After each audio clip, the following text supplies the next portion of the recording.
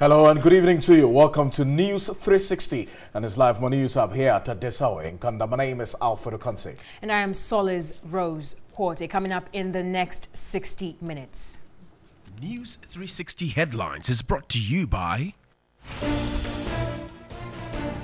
Minority in Parliament pushes through an emergency motion seeking to reconvene Parliament to investigate Trade Ministry's alleged collection of various sums from expatriate businesses.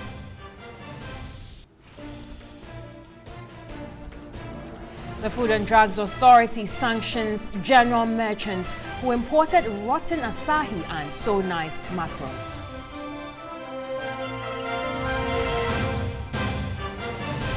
Inmates risk contracting meningitis as congestion at Ghana's prisons shoots up to over 300%. And in business, Bank of Ghana hints it may not license new banks in 2018. And on the international front, we bring you details where Libya put 142 illegal migrants on a flight back to Guinea on Wednesday with the help of the United Nations Migration Agency. We have details of these plus sports as well and some entertainment news coming up shortly in the next 60 minutes here on News 360. May I want to join us with your thoughts, your views, your comments, opinions. We'll go on to our first story this evening. The Takoradi District Court, Market Circle, has remanded into police custody Detective Corporal Ajay Shaibu on suspicion of shooting to death a student and injuring another. He had allegedly called them thieves before firing the gun. Detective Corporal Ajay Shaibu appeared keen on avoiding the lenses of the media. The prosecutor, Inspector Ahinsan, prayed the court to be given 2 weeks to allow for investigations to be completed and also seek advice from the Attorney General. The defense lawyer Edmond Akwa Ahin, however, argued for his client to be granted bail as he had already spent about 5 days in police custody.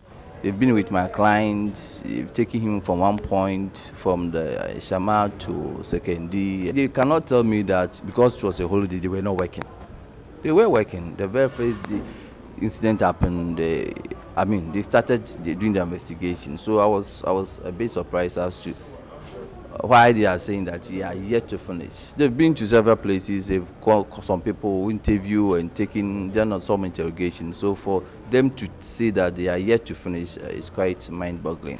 It will be recalled that a final year student of the Ghana Secondary Technical School was shot to death and another injured at Nyankrum in the Shama district on Friday, December 22. The other three friends managed to escape and continue on to point at Detective Corporal Shaibu as the culprit. We gathered the suspect is a neighbor and a close friend of the father of the deceased, Lawrence Bedu. The case has been adjourned to January 12, 2018. Now, away from that, the official statutory Christmas holidays are over. Active work is supposed to resume in all sectors. So how was it today at the ministries and other public service agencies? Well, Catherine Fumpoma has answers in the following report. It's 27th December, the first working day after the Christmas holidays, and everybody is supposed to resume work from the break. We are here at the ministries to find out how things are going. Charity, they say, begins at home, and so we are starting from the head of civil service officers. Let's go in and find out how things are going. It was surprising to see public servants busy at their desks, though there were few empty ones. The place was not too busy. The usual crowded hallways was absent, but the few who had come around for various reasons had been attended to. I was excited to see the madam in this office. I was well received at the reception, and she has received me warmly. They are working. The Ministry of Education. What did you go to do? I went to deliver some letters. So, what happened? Were they at post? Did they attend to you? Yes, please. Yes, please. They were. The people I usually meet there were present. Almost all senior officials, including the chief director, were all at post. No, traditionally we don't have a break. The civil service runs throughout. It only breaks during the normal, or what we call the mandatory break period. So basically that's it. We're supposed to be at work from 27th, which is today. Other ministries, however, had skeletal staff at work. The head of civil service, Nana Jikum Jamana, had an explanation.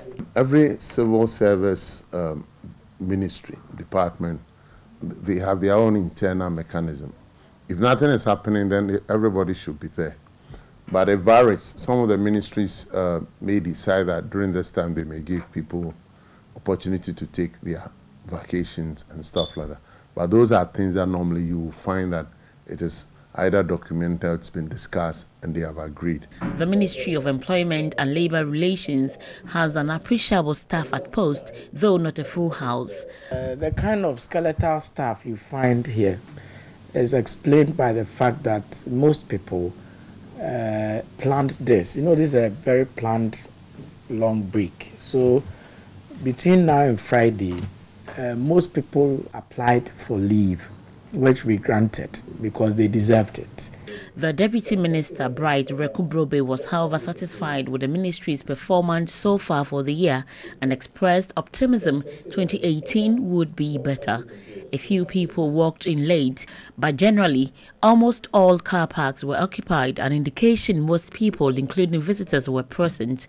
The head of civil service was hopeful 2018 would see an improvement upon the current situation in terms of productivity. We're going to be keeping our tabs on the public sector in our own way to ensure productivity increases in that aspect. But the Central Business District in Accra is bustling with activity 2 days after the Christmas celebrations. Hundreds of shoppers trooped to market centers on Wednesday to purchase more items for the new year. With few days to wrap up the year, shoppers thronged the Central Business District of Accra to stock some items for the season. Roads leading to the Central Business District experienced some congestion. A police personnel was on hand to direct traffic. Traders had lined up their wares on pavement to attract buyers rounding up their final shopping. It appeared city authorities in charge of managing refuse in Accra were on holiday as heaps of refuse remained uncollected. But that did not deter traders from doing business. Traders are elated at a crowded site at the Central Business District and are optimistic of increased sales before the year ends.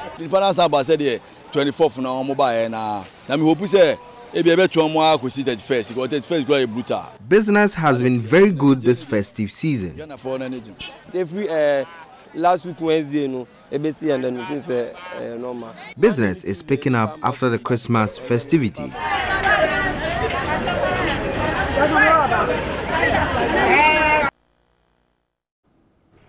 Now, congestion at Ghana's prisons have shot up to over 300%. This authorities blamed on the failure of Parliament to pass the non-custodial sentence bill. Probation and conditional discharges are also still on the country's statutes. Subsection 4, 5 and 6 of Section 294 of the Criminal Procedure and Other Offences Act, Act 30, makes provisions for non-custodial sentences. Section 313A also indicate a court shall pass a non-custodial sentence on pregnant women convicted of a non-capital offence or may suspend the sentence for such period as it may determine. Additional Section 318 subsection 3 also provides for payment of fines by installment. The non-custodial sentencing refers to community service for persons convicted for some categories of offences. Unfortunately, these provisions are not complied with in day-to-day judicial proceedings. Some culprits had been thrown into prison for minor offences. For instance, it is common to hear news about the incarceration of a person or persons for 10 years or even more for stealing a tuber of yam. These sentencing, though an act to deter others, turn out to impose huge financial burden on the state in terms of feeding, clothing and medical care while in prison. Because when the prisons are overcrowded, the burden is on us. When the prisons are overcrowded and we can't do what we're really expected to do, we feel the pain and we feel that we are not doing the right thing. So we are worried and we pray that they should fast track this bill so that it comes and then our brothers and sisters can start benefiting from it, and our prisons will be decongested. We'll have enough room, resources to train those that need to be trained. These have led to astronomical increase in the prisoner population in Ghana. Unfortunately, the draft legislation on non-custodial sentencing is still in the pipeline since 2010 and hurting the prison service. You will realize that some people who come to prison wouldn't have come at all. In most of the East African countries, they have parole and probation services. We don't have that yet. And they have suspended services. We don't have that yet. So if that happens, then we will be getting there. But for now, we'll be dealing with maybe amnesty and then people paying their fines if they have the money to decongest the prisons. Chief Public Relations Officer Superintendent Vitalis Aye urged Parliament to expedite the passage of the bill to help decongest the prisons. The very worrying development that the congestion in the Ghana's prisons up by 300%. Meanwhile, the Ghana Prison Service has issued a health alert to some prisons across the country to prevent a meningitis outbreak. Prisons in the Bonahafo and northern regions are among those advised to be on the lookout for possible cases of meningitis. Congestion and heat are noted to be some of the major factors that trigger meningitis. These two indicators are, however, common in prisons across the country. Prisons in the northern are usually affected the most. In the wake of the widespread of meningitis, the prison service has issued health alert to all its prisons across the country. Chief Public Relations Officer Superintendent Vitalis Aye, however, said the directive is an annual ritual. We added health because the health of the inmates equally becomes an issue for the state and for the prison service. In knowing the history of this country, that from this time right down to March or April, meningitis normally breaks up in the three northern regions and sometimes parts of the Bonahafo. We just said the protocols we have in place should be activated so that even if it happens, it will be minimal and it can be controlled. Superintendent Aye insisted measures are in place to contain any outbreak. Cleanliness is next to godliness. We just basically ensure that they are cleaning themselves and cleaning the environment all the time with water and disinfectants. And that is why at the entrance, you are asked to wash your body, to wash your hands before you can even shake hands. The prison service is, however, confident lessons and measures put in place during the Ebola outbreak in 2014 will help control any infection or any other contagious disease. Let's move away from the prisons now to Parliament, where the minority in Parliament has requested the Speaker of Parliament to summon the House for a special sitting to investigate the Trade Ministry's collection of various sums from expatriate businesses. The request was contained in an emergency motion to the Speaker, Professor Michael Quay. The motion, dated Wednesday, December 27, 2017, was signed by Minority Chief Whip and MP for Asawase, Mohammed Muntaka Mubarak, and North Tong MP, Samuel Lukujeto Ablakwa. The motion requests the House investigate the levy and collection by the Ministry of Trade and Industry of a Ghana cedi equivalent of various sums of money in United States of American dollars from expatriate businesses in Ghana and related matters during the recently held Ghana Expatriates Business Awards in Accra. The request comes after government cleared the Trade Ministry of any wrongdoing after the Minority Chief Whip accused the ministry of charging unapproved fees to the tune of $100,000 to grant access to President Akufo-Addo. The president said the information available to him on the $100,000 reserved seat scandal does not support the claim of wrongdoing. A statement from the information minister noted the facts, as reported to the president, do not point to any wrongdoing on the part of the minister or any government official. The statement came days after public outrage over claims that the Trade Ministry has extorted $100,000 from expatriates for a presidential seat at the Ghana Expatriates Business Awards. Deputy Trade Minister Carlos Ahinkra has admitted some monies were taken from expatriates but said they were later transferred into the account of the awards organizers Millennium Excellence Foundation.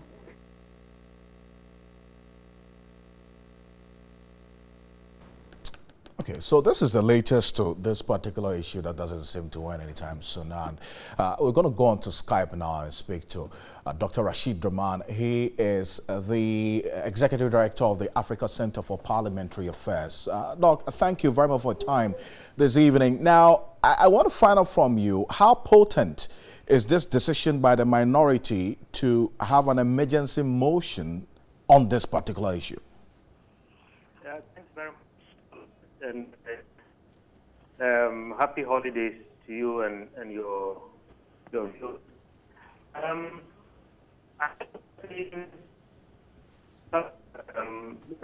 Between what is happening now and what happened in 2016, when I think in September of 2016, Parliament at the time was recalled based on this same constitutional provision, Article 112, I think, and then standing orders of our Parliament.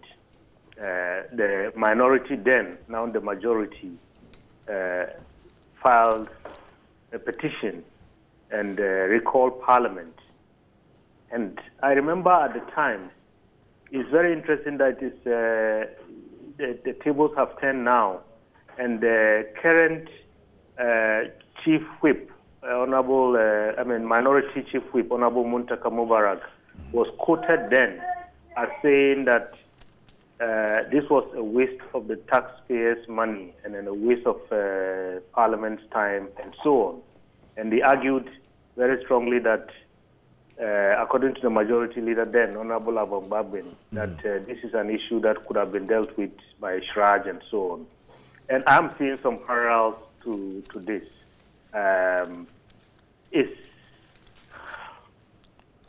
Yes. Dr. Rashid Ramani, can you hear me? Yes, I can hear you. Yes. We're going to try connecting with you again. But you make the point that initially there was that position that it was a waste of time. And now the tables have turned, and it is now the majority at the time who are in the minority making this particular. But I'm asking how potent this is in addressing this matter. Can you hear me, Alfred? Yes, I can hear you very clearly. Yes, I think, look, what is going to happen is that for anything like this to proceed, I think you need 2/3 majority, which means that you need at least 185 members to support a motion like this. And I don't know where the minority is going to find those numbers. If at the time, when they were in the majority, they made a strong argument that this is an issue that could have been dealt with by Shraj. What has changed now? Couldn't this issue be dealt with by Shraj? Couldn't they have gone to Shraj if they believed in 2016 that Shraj could have dealt with this and that it was a waste of our resources to recall Parliament? I see. Because I'm just looking at it in terms of fairness. I mean, in terms of fairness of argument. And the principle. But then, let's look at it this way. I mean, this is a particular case that the executive arm of government, I'm talking about the presidency, has made its position very clear on it, that they see no wrongdoing in this matter. How much of a difference will a parliamentary inquiry or an investigation make in a situation like this? Yeah, that's what I'm saying. That I mean, this is not going to make very much of a difference, because even in the case of the Burkinabe, what do you call it? Contractor. Contractor. I mean, in that case, I think there wasn't very much clarity of stance from the government at the time. Yet, the motion was quashed, I think, just on arrival by the speaker then. I am not too sure that we are going to see very much, something different in this particular case. I mean, I would want our members of parliament, I think, to focus more on some of the bread and butter issues that are affecting all of us. I mean, we see the state of education, we see the state of healthcare. I mean, if they approach some of these issues that cost lives with the same kind of seriousness with which they are dealing with this, I think our country would be a better place. Right. I mean, let's look at it. Much more broadly. Right. These are practices that are common in most countries. I'm not justifying this in any way. Right. I mean, but these are practices that are common, I think, in most countries. Okay. Maybe my problem with Right. this is perhaps the way the ruling government handled it. Right. I mean, if it was true that there was money charged for seats, I think they should have just come out clearly and said, look, this is what we did, instead of denying, and then right now the thing has turned into a very big mess around their neck. Great. Dr. Rashid Rahman, thank you very much for your time this evening. I'm grateful for your time as always. He's the Executive Director of the Africa Center for Parliamentary Affairs. Just so you know, the President had directed the Trade Minister to make the facts that he made available to him available to the Ghanaian people, and we're still waiting for that to be made available to us. News 360 Skype interview is brought to you by MTN. Everywhere you go. Now let's head to the Ashanti region, where cattle owners at Asante Achim North District in the region have described as unfair the move by the District Security Council to deliberately kill over 200 cattle last week. Now, they claimed the assembly failed to give prior notice before embarking on an operation to drive away their cattle from the town. Farmers at Asante Achim Agogo and its environs have for the past 25 years accused herdsmen of allowing their cattle to graze and destroy farmlands, which are their only source of livelihood. The failure to deal with the situation has led to constant clashes between the indigents and the herdsmen, resulting in deaths from both sides. A Kumasi High Court in 2012 ordered all herdsmen and their cattle to be moved out from Agogo for peace to prevail. One of the cattle owners, Alhaji Karim Grusa, said the court's ruling to evict herdsmen with their cattle from the area did not include the killing of the cattle. He said the cattle owners in the area have always paid compensation to farmers whose farmlands have been destroyed by the cattle. He questioned why the Asante Achim North District Security Council will kill over 200 of their cattle in a week without any provocation. I'm saying to the Ghanaians and the government to know what they are doing is not good for the Ghana and Ashanti region. Killing the cattle and share it, selling of some. He appealed to government to intervene. We need to settle dialogue. Every government from President Rawlings, Thompson, CCP, NDC up to date is negotiable.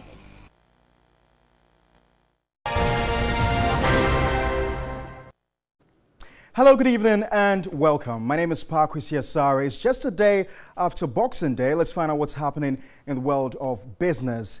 In our first story, the Central Bank has indicated it may not license new banks in 2018.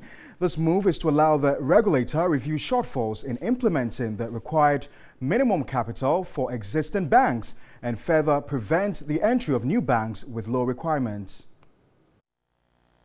The central bank intends to facilitate strict measures to implement the capital requirement of 400 million cedis in 2018.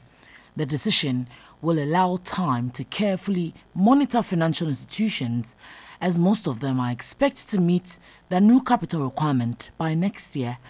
Banking consultant Nana Otue Champon has commended the regulator for the move. What the regulator wants to do is to really sit down and review the system to see whether new ones should come in. But more especially, these 5 groups, as to whether they should remain as 5 groups or consolidate some of them into getting less than the 5 groups. So I think strategically it's a very up move, and the regulator is commended for that.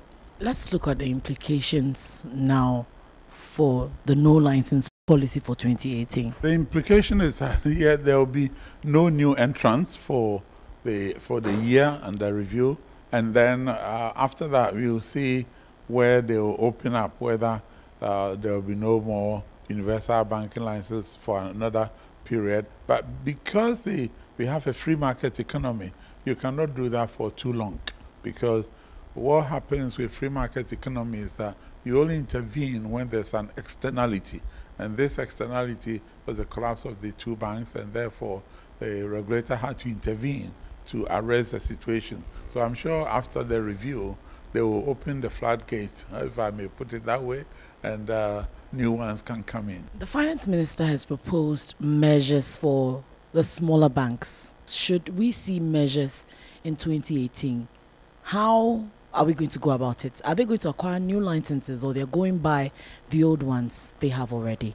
Oh no, when we say a new license, then we mean a fresh one. But this one, if it's already existing and they need to, they have to merge, then their license status will be changed, because it's no addition. If anything at all, it will become a subtraction. So if you're already in the system, say 2 banks are already in the system and they merge, then we have had a reduction of 1. So I don't think that rule will apply. Governor of the Central Bank, Dr. Ernest Addison, has further suggested the decision will help ensure insolvency and stability in the banking sector at the end of the 1-year reform process. All right, so we'll wait to see the implications of this latest review policy by the central bank, hopefully by the end of 2018. To some other stories now, and the livelihood of some 2.6 million Ghanaians in the fishing industry could be in danger as fish stock continue to decline. The shortfall is attributed to bad fishing practices, overfishing, and a change in climate. The fisheries subsector serves as a major source of employment and way of life not only for the coastal sector but also the inland and aquaculture sectors. Research conducted by the Department of Fisheries and Aquatic Sciences of the University of Cape Coast indicates Ghana's fish stock will continue to see a further decline in the coming months. According to the research, the decline is due to climate change. It indicated not much can be done to save the situation. The Institute of Statistical, Social and Economic Research, ISE, has stated the decline in fish stock is an African challenge. A research fellow at ISE, Dr. Charles Aka, has observed there are over 1,000 foreign and local fishing vessels in African waters. Some are registered whilst others are not registered, hence fishing illegally. Bad fishing practices of some of these vessels are said to be contributing to the decline in fish stock and, if not checked, will lead to unemployment in the local fishing sector. Some of them are licensed and they are also in partnership with Ghanaian fishermen, and they are working. The Ghanaians are fronted, just like the Galamsey. Also, the foreigners are working with Ghanaians in the front, and the methods being used, nobody really is there to measure even what is being done and the stock of fish that they are catching. So it's a big problem. In efforts to sustain the industry, government, in partnership with USAID, initiated the Sustainable Fisheries Management Project in 2014. The $24 million project will contribute to food security in Ghana. We are raising that concern because we realize that the fishing sector is the only sector that declined more or less, or did not perform well under the agriculture sector, and probably that's one of the things that we may need to look at. The artisanal subsector provides over 70% of the total fish requirements. The sector employs over 60% women and links with other sectors in providing raw materials. In other news, a Deputy Minister of Trade and Industry, Carlos Ahinkra, has reiterated government's commitment to helping grow the small and medium-scale sector of the economy while speaking at the end of the year party for staff and customers of Freddy's Corner in Accra. He commended the Chief Executive Officer for setting up the motivational sessions for small and medium-scale businesses. Motivational Sessions for Small and Medium-Scale Business, Motibas, is a group of businessmen and women who have come together to learn how to do business the right way. They hold regular meetings, which brings business experts from tertiary institutions, the banking sector, the Ghana Revenue Authority, the insurance sector, and the AMA to educate them. At the end of year Thanksgiving and party for staff of Freddy's Corner and members of Motibas, the CEO of Freddy's Corner, Alfred Kole Mate, thanked customers and stakeholders for their patronage throughout the entire year. Cherished customers, without you, there will be no Freddy's Corner, either by way of patronizing our services or even recommending us to families and friends. You have made it possible for Freddy's Corner to attain its social relevance and respect, which is evident in the many awards conferred on us. To all our valued customers, we say thank you. He said the vision for funding Motibas is for experienced people in business to use their rich past to encourage the upcoming ones. Getting a loan, if you don't have a plan for it, don't go for it. I've been taking loans for close to 20 years now, and I still take loans. When you use it rightfully, it will move your business. I don't accept that perception that loans are very bad. They are very, very good. Deputy Minister of Trade and Industry, Carlos Ahinkra, said Freddy's Corner has done impressively well and must consider setting up a mobile phone assembly plant in Ghana. Their entrepreneurship shouldn't be geared towards just importation or bringing goods from outside into our country. Indeed, they should also look at situations where they can enter into manufacturing here in Ghana. And I challenged Freddie, the owner of Freddy's Corner, to start thinking towards assembling his mobile phones here in Ghana. Then maybe eventually he can even do full production in the country. Freddy's Corner is a local retail and wholesaler of mobile phones, computers, and accessories. This is to support the private sector. You're watching News 360, the very latest and topical stories in the world of business. My name is Pakusi Asari. Thanks very much for watching. We'll take a short break. We'll return with some more stories in the world of sports.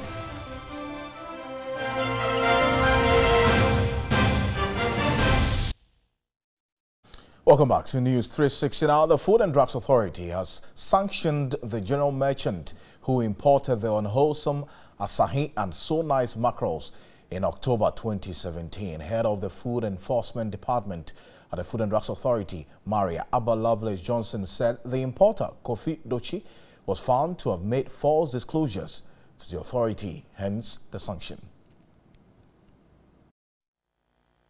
The product, which was packed in 420-footer containers, was earmarked for the Togo market in October 2017, but was intercepted at Ofankor in Accra, several miles away from Togo's route after leaving the Tema port with 2 containers already emptied.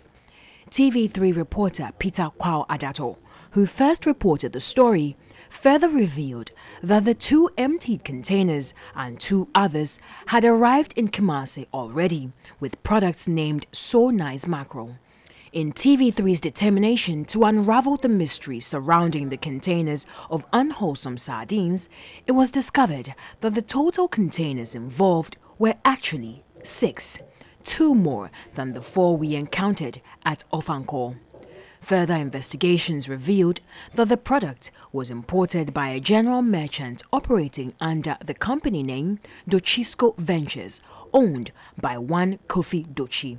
A chief regulatory officer and head of the Food Enforcement Department at the Food and Drugs Authority, Maria Abba Lovelace Johnson, revealed that the merchant who imported the rotten canned fish has been sanctioned. She urged the general public to take their personal health and well-being seriously when making a decision to purchase any food item during and after the festive season. Right, now let's do some international news.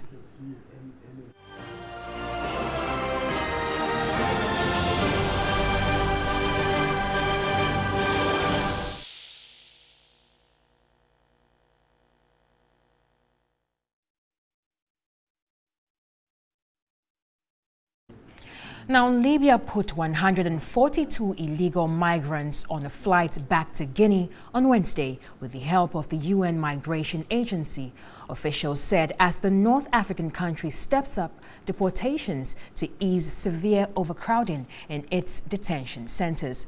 The number of people stuck in Libyan detention centers has risen dramatically this year after armed groups largely shut down the boat route to Italy from the smuggling hub of Sabratha. The International Organization for Migration flew the Guinean migrants from 2 western cities to the city of Misrata, from where they boarded a plane for Conakry. The deportations come in the wake of a CNN report on migrants being sold for slave labor that sparked an international outcry.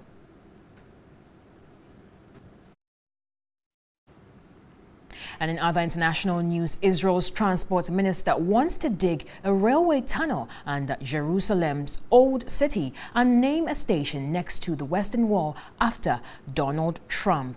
Israel Katz said he wanted to honor the U.S. president for his decision to recognize the city as Israel's capital. The Western Wall is the holiest site where Jews are permitted to pray.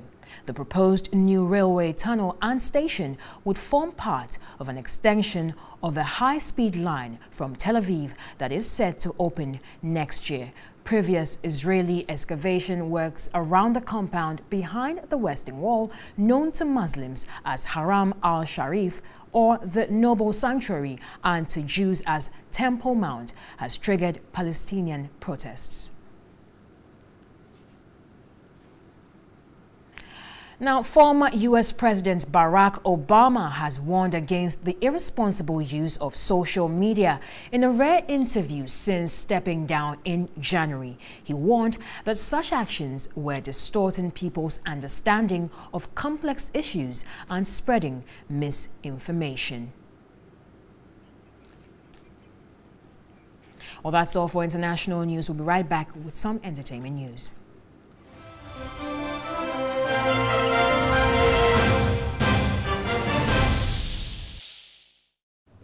Sultry songstress Miss Bell is the latest to back dancehall star Ebony over her choice of costume for shows. Miss Bell finds the tagging of Ebony as a bad influence most regrettable, noting Ghanaians are missing the lines between the show business and life off the stage. She spoke to Osorai.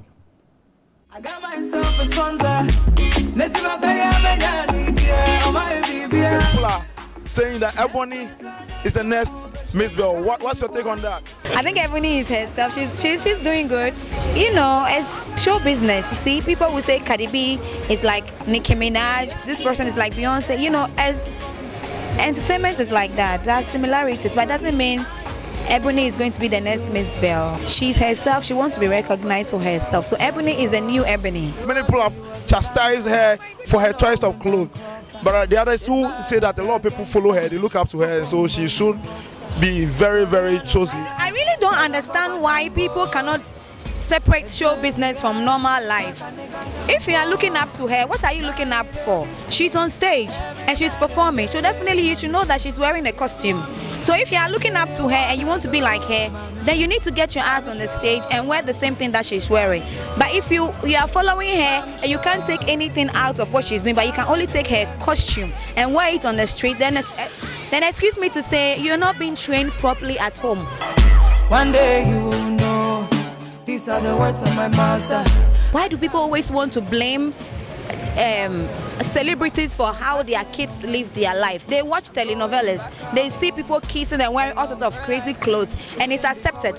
Once a celebrity go on stage and wear a costume, then they say, hey, you're supposed to be a role model and blah blah blah. The music she is selling she has to wear a costume to suit it, and she can't wear anything better than what she's wearing now. So me, I disagree with all the nyam. Criticism are out of place, totally out of place. It makes sense. When you see a role model on the stage and she's performing and you want to copy something, then it means you copy the whole act. You make sure you groom yourself, you're good enough to become a musician to go on stage, and then you can wear the clothes that she, but you can't just pick. There are those who look at her and say, I like how she's dressed, how she wears her stuff, and I would like to do same. And then they are not being trained well at home. Because if you have proper training at home, you will know that what she's wearing it for business. So if you are not in that business, you have no business wearing it. You can't say, oh, I like the way the doctor and the nurses dress, so the next minute you go and buy green and white and start wearing it all over the place. People will say you are crazy. Hello? Now it beats me every night and day.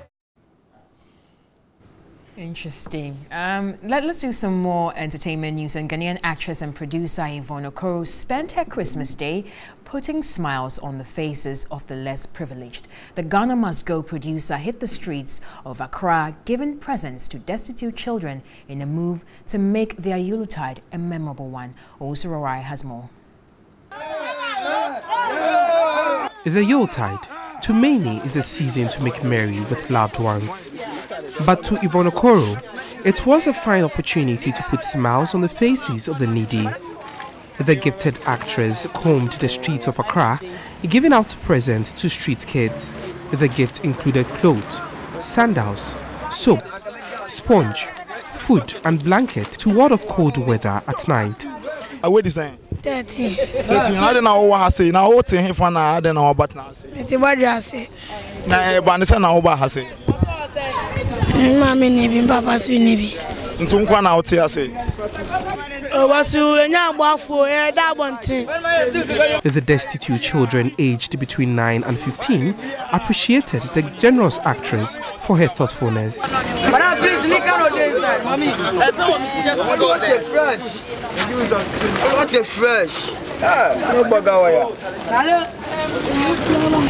Yeah, fresh.